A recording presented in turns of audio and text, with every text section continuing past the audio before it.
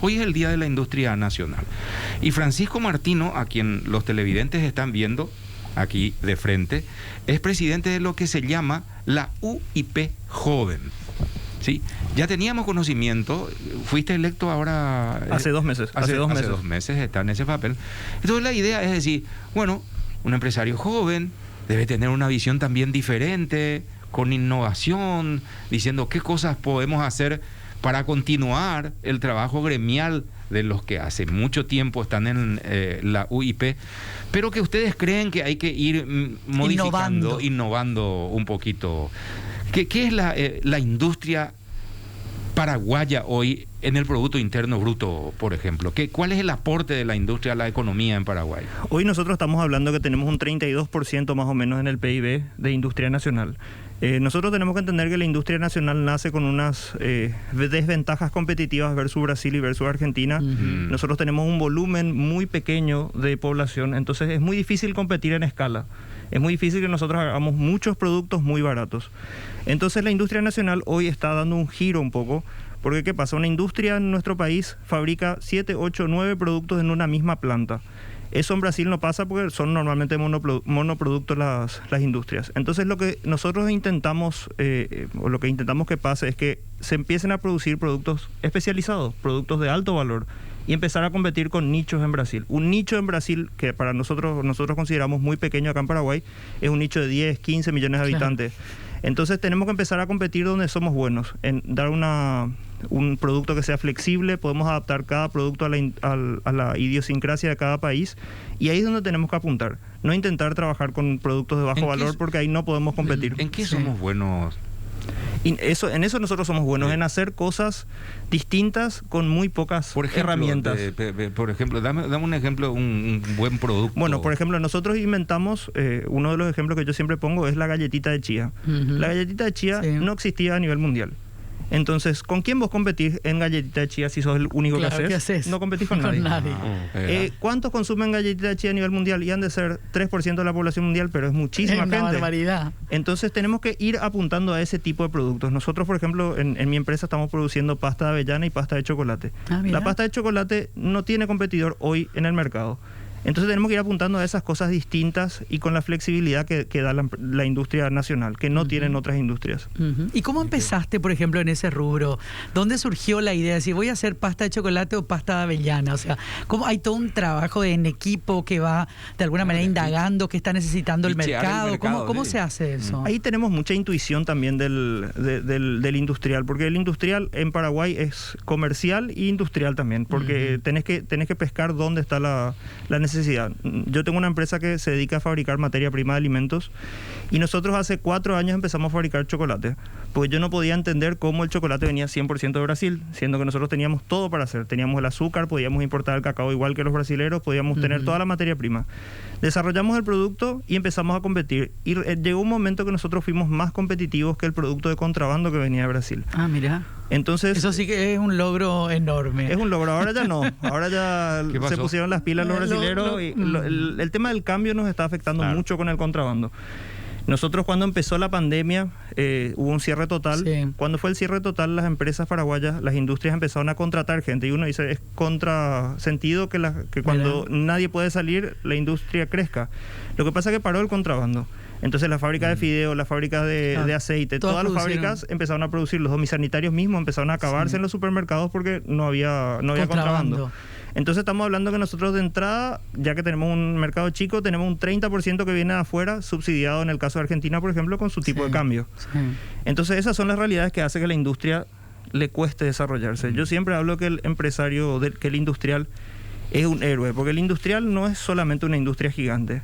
Una persona que tiene 2 máquinas en su casa y produce zapatos, es un tipo que pone toda su plata, vende por ahí el auto que tiene para comprar una máquina y se dedica a dar empleo y a cumplir su sueño. Quiero ser zapatero. Y después vienen los productos de Brasil. O de China. O de China. 1 o 2 personas matan el sueño de este pequeño empresario, de este pequeño industrial. Tiene que vender las máquinas por nada, tiene que despedir a su gente.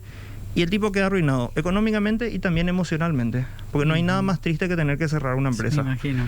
Entonces esos son los detalles que nosotros le pedimos al gobierno que se ponga las pilas, porque no es una cuestión de dialéctica nomás el tema del contrabando, realmente mata empleos.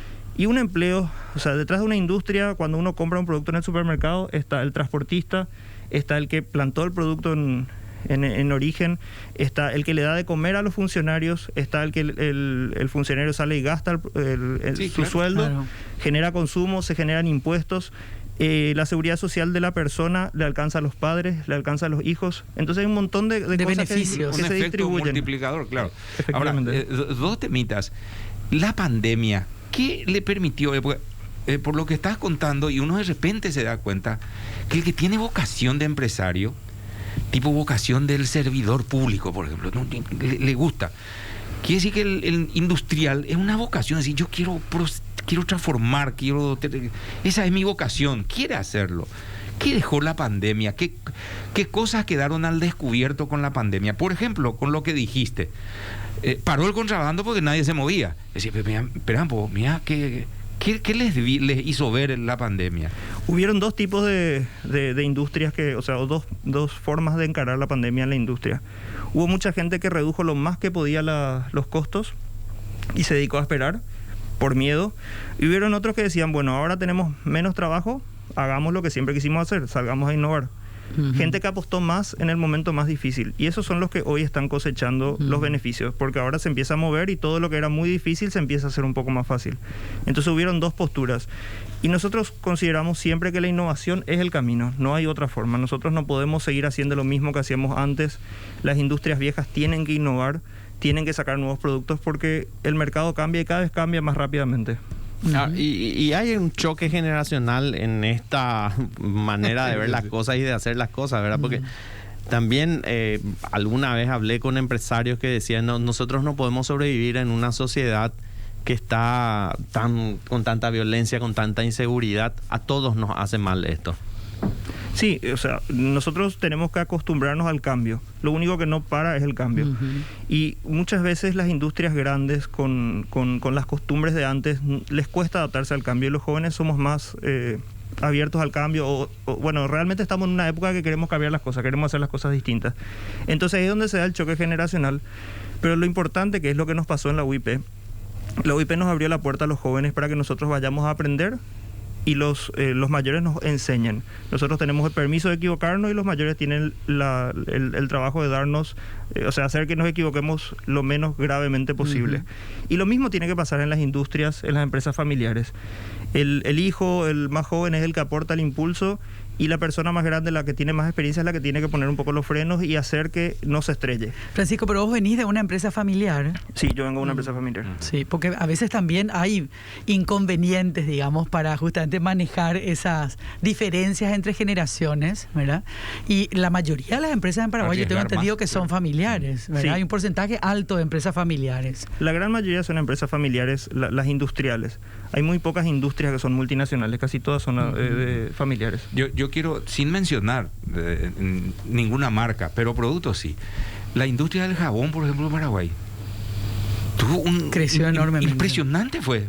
Yo por lo menos lo veo de ese modo, ¿verdad? Es decir, pero algo pasó acá. Es decir, y ahí me contaban, hubo evidentemente gente que dijo, no, vamos a parar esto aquí. Estábamos muy estáticos, ofreciendo los mismos productos, y de repente comenzaron a revolucionar. ¿Qué otros rubros vos viste que tuvieron un crecimiento importante, de los que te acompañan en la UIP joven, comenzaron a mover diferente ya? En todos los rubros que son exitosos tuvieron ese cambio. El rubro domisanitario antes hacía jabón negro. Sí, y jabón de coco, nada más. Sí. Ahora tenemos jabón en coco en polvo, que no existía. Tenemos un montón de productos que van saliendo. En la industria alimenticia es donde es más fácil innovar, porque los costos de innovación son más bajos. Mira. Por ejemplo, en el tema de la galletita, ponerle chía o ponerle otro producto a la galletita no tiene un costo de desarrollo muy grande. Entonces, en la industria alimenticia nosotros vemos un montón de innovación. En la industria de domisanitarios también. En la industria de la construcción cada vez viene más tecnología. La industria metalúrgica está súper golpeada por el tema del trabajo versus China. Nosotros tenemos una realidad ahí que las torres que vienen de China fabricadas, listas, cuestan más barato que el kilo de hierro. O sea, ahí hay evidentemente una distorsión del mercado, entonces es muy difícil innovar en esas circunstancias. Hay que dedicarse a hacer otras cosas. Pero de hecho China es un problema en ese sentido, ¿verdad? Porque obviamente por la situación del trabajo en el gran país asiático, obviamente hay cuestiones con las cuales no vas a poder competir jamás, ¿verdad? Por ejemplo, el tema de los salarios y la escasa protección social que tienen los chinos, por ejemplo, en muchos aspectos. Eso hace que el producto sea infinitamente más barato que lo que podemos, y la escala, sobre todo la escala, al inicio, ¿verdad? Pero muchas veces incluso los productos están subsidiados, porque el hierro es a nivel mundial, tiene un precio. Y si te sale la torre más barata por kilo que lo que cuesta el hierro, hay alguien que está subsidiando. Lo mismo que pasa con el aceite. Hay muchas empresas que fabrican en Argentina que acá no pueden vender su producto porque el producto que viene de contrabando de su misma marca le sale mucho más barato por una distorsión del mercado que hay con el cambio. Entonces ahí es donde nosotros le pedimos al Estado, nosotros necesitamos la formalización. La formalización para la UIP es innegociable. Nosotros no podemos hacer que las empresas nazcan informales. Siempre trabajamos con el gobierno para que sea fácil, para que sea posible nacer formal. Pero también del otro lado pedimos, por favor, protéjanos. No puede ser que vengan 10 contenedores de azúcar y la industria azucarera esté parada. Entonces, pongamos las cosas en regla todos. Sí. Y ya que hablaste de eso, y la relación obrero-patronal, ¿cuál es la visión que tienen ustedes? Como jóvenes porque hay una nueva realidad también, y nosotros, que también en algún momento dado algunas personas generamos trabajo, nos damos cuenta que los jóvenes obreros no se quieren quedar mucho tiempo en un lugar. Yo no me voy a quedar mucho tiempo acá. Y le ofrece un mejor salario. Ya, los 10 años ya no es la misión del joven que hoy trabaja. Yo me voy a quedar acá, ni en pedo te dicen, 10 años acá, ni cagando. Perdón el lenguaje, pero es así. ¿Cuál es la visión que tenés como ustedes, los de la UIP Joven, como patrón en la relación con los trabajadores? Nosotros nos damos cuenta que hay una nueva realidad también en la parte obrera, porque hay mucha rotación de personal. El personal quiere que las cosas vayan cambiando. Uno puede retener al personal haciéndole cambiar dentro de la misma empresa. Antes, por lo menos lo que decían nuestros padres era estudiar, hacer carrera en un banco, por ejemplo, y algún momento vas a llegar a ser gerente. Hoy no es así, los jóvenes van saltando, pero es porque una realidad también, o sea, en la televisión pasa lo mismo en las redes sociales, uno todo el tiempo está cambiando. Entonces, una nueva realidad con la que hay que convivir. El empresario que quiere retener a un empleado tiene que tener la suficiente habilidad como para que la persona no se aburra. Ya no es suficientemente pagar, no solamente es suficiente pagar un buen salario. O sea, la base es un buen salario, la base es la seguridad social, pero además uno tiene que motivar a la gente. Pero es mejor tener una persona que necesite motivación a que tener una persona que no esté solamente para cobrar cumplir, a fin de mes. Exactamente, para cumplir un horario. O que acá está. Esa es la clave. O sea, ustedes tienen la visión. Todavía ahí parece gente que cree que alguien viene y está desde las 7 de la mañana y se retira a las 5 de la tarde. Muy bueno. ¿Y qué produjo? Exactamente, o sea, es una nueva realidad también, es una nueva forma de encarar el trabajo. Es un desafío porque como todo cambio, o sea, está cambiando la sociedad realmente. Y se tiene que adaptar el empleado, se tiene que adaptar el empleador, se tienen que adaptar los medios de comunicación, todos nos tenemos que adaptar a los cambios. Y es un desafío enorme. Y bueno, encima que tenemos que enfrentar la realidad del mercado, tenemos también que enfrentar la realidad de los colaboradores. Por eso nosotros siempre hablamos de que tener una industria es algo... Tiene que ser algo que te guste. Es casi irracional poner una industria sí. cuando uno empieza, no tiene sentido. Todo el mundo dice, ¿por qué? Estás trabajando hasta las 10 de la noche. Y tenés que estar enamorado de lo que haces. No hay otra razón. Una cosa que a mí me parece que también contribuyó a mejorar la apreciación que tiene el consumidor de los productos nacionales es el packaging, ¿verdad? Cómo mejoró notablemente la manera de presentar el producto, que hasta hace poco tiempo era bastante burda todavía. El embalaje era burdo todavía, no en todos los casos, pero obviamente había como era claramente, y te voy a dar un ejemplo a propósito de las galletitas de las que vos hablaste, ¿verdad?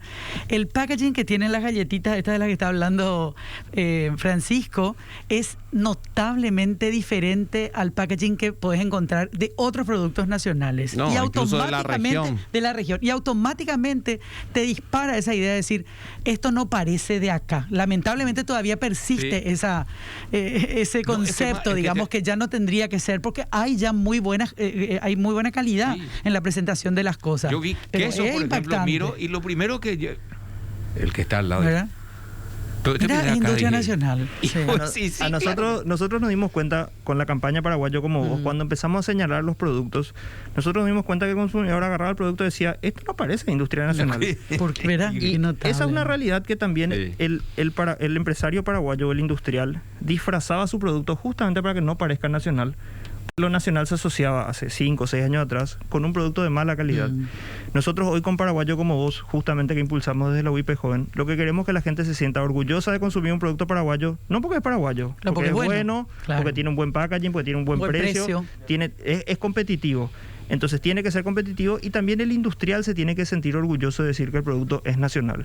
Cuando nos vamos a ferias, por ejemplo, encontramos el argentino orgulloso de su producto, Sí. es fanfarrón con el producto, es el brasilero también, es un también. producto brasilero, un producto de primera. Y nosotros nos vamos tímidos, no, el producto pero es lindo, yo produzco ahí nomás en Paraguay. Nosotros tenemos que tener la misma actitud para poder conquistar los mercados. Y se logra. Y eso es lo que estamos intentando lograr con la campaña Paraguayo como vos. Queremos salir, o sea, apuntar al consumidor para que esté orgulloso, pero también al que produce. Pues si uno no es orgulloso de lo que produce, muy difícil que los demás te quieran comprar lo que Pero vos entonces haces. como gremio ustedes interiormente deben de trabajar mucho también, porque yo supongo que no hay muchos que se animen a hacer, ¿verdad? Como que ya es demasiado, etcétera. Tiene que un nicho y vive de eso ya, Uno de los roles fundamentales Sí. de la UIP Joven es entrenar a las nuevas generaciones gremiales y empresariales. Nosotros estamos siempre en contacto con un montón de gente que exporta, con un montón de gente que ya logró este camino y los jóvenes se van dando cuenta que no es imposible. A veces es difícil salir de la zona de confort, pero hay que hacer nomás y a veces no tiene un costo gigante. Es muchas veces nuestro pensamiento nomás el que nos paraliza y nos dice, no, nosotros acá desde Paraguay no podemos hacer eso. Y a veces es más fácil de lo que parece. Claro. ¿Dónde vemos también eso? Delicatessen. Ujú. Vos mira, Sí. dulces, por ponerte un ejemplo. O Mirá, salsas, sí. por Ey, ejemplo. Mira, acá dice industria paraguaya. Vos decís, pero mira lo que Y decime si no te el pasa, a mí me ha envasado. pasado por lo menos de ir a países de la región y estar en un supermercado y de repente agarras un producto y que diga industria paraguaya, o sea, de verdad, Ya nos sabiendo pasó, que son de mercados hecho. sumamente competitivos, que son mercados que donde la calidad es tremendamente importante, bueno, y ahí está el producto paraguayo en esa Claro. góndola con otros productos que tienen ya por Qué ahí gran mucho logro, más trayectoria y más tiempo. Pasa mucho también con la carne. en el mercado. Por la carne sí. paraguaya en la región, te subía a un taxi y te decía, no, la carne paraguaya Sí. es lo máximo. Pero Sí. ahí se dan cuenta que nosotros nos sentimos orgullosos de nuestra carne. Vienen los argentinos o vienen Sí. los brasileños y dicen, no, nuestra carne es mejor que la de ustedes. Sí. O sea, la persona de a pie se siente orgullosa de lo que nosotros producimos. Eso tenemos que lograr en todos los mercados. Sí. El dulce de guayaba, por ejemplo, es algo súper tradicional nuestro. Sí. Y en Argentina no se consigue dulce de guayaba. Sí. Y muchos argentinos vienen, porque yo estoy en contacto con mucha gente que viene de afuera, y te dicen, voy a comprar 10 kilos de esto porque es riquísimo y no hay Y en no mi hay país. allá. ¿Y qué nos falta para poder hacer Para eso? poder estar en esos mercados con Exactamente. ese ¿Qué les dulce. falta? Y solamente romper el mindset y dar el paso al vacío. Ajá. Y Eso es así lo hay- difícil. Así hay Bueno. otros productos también, Francisco, Sí, ¿no? no, sin Productos duda. que hoy están en mercados internacionales que nos representan en el sentido de que nos sentimos orgullosos. Por ejemplo, el azúcar orgánica es un producto que va de Paraguay, que se cotiza muy bien en mercados tanto de Estados Unidos como de Europa. Sí. Y es un producto que No, viene sin de duda. aquí, ¿verdad? La harina, por ejemplo, también es otro También. producto que nosotros exportamos mucho. El arroz. Hay muchos productos que se exportan. Pero tenemos que intentar entrar en lo que tenga más valor. El azúcar orgánica, por ejemplo, es un ejemplo. plus. Tiene un plus enorme. Y ahí sí somos competitivos. Pues si no es muy difícil competir Claro. con un ingenio brasilero gigantesco que tiene Obviamente. otra tecnología. Sí, sí. Francisco, gracias por habernos acompañado esta tarde y que la gente conozca la tarea de los jóvenes empresarios, de los que van creciendo, porque es importante. Te preguntábamos la relación laboral, porque ese es un punto muy importante. Sí. Muchas deudas también en la relación sector obrero-patronal. obrero. Gente marginada, gente excluida, golpeada y hasta maltratada. Y yo creo que en la visión de ustedes eso Tiene que está cambiar, cambiando, ¿no? tiene que cambiar. Es que para Total. nosotros el ser formales y darle todos los beneficios a los funcionarios que están dados por ley es innegociable. O sea, no se puede partir de abajo de eso. Eso es lo mínimo que tenemos que dar. Ujú. En eso estamos todos de acuerdo, igual que tenemos que emitir factura, igual que tenemos que ser 100% formales. Totalmente. Gracias, Francisco, por estar. Muchas gracias a ustedes. Felicidades en su Bueno, día.